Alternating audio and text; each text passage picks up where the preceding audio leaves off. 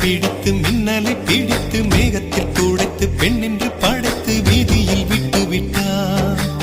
இப்படி இன்னொரு பெண்மையை படைக்க தன்னிடம் கற்பனை தீர்ந்ததை எண்ணித்தான் பிரம்மனும் மூர்ச்சையுற்றார். அவளின் ஆசைக்குள் நுழைந்த காற்று உயிரை தடவி திரும்பும் போது மோட்சம் அடைந்து ராகங்கள் ஆகின்றதே.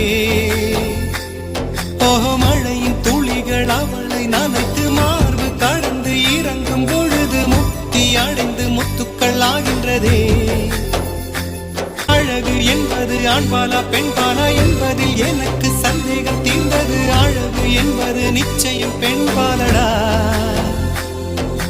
கவிதை என்பது மொழியின் வடிவம் என்றொரு கருத்தும் இன்று உடைந்தது. கவிதை என்பது கன்னி வடிவமடா. மின்மினி பிடித்து மின்மினி பிடித்து கண்களில் பதித்து கண்மணி கண் பறித்தாள். காவித்துறவிக்கும் ஆசை வளர்த்தவள் அருகும் புல்லுக்கும் ஆண்மை கொடுப்பவள் பெண்களின் நெஞ்சுக்கும் பித்தம்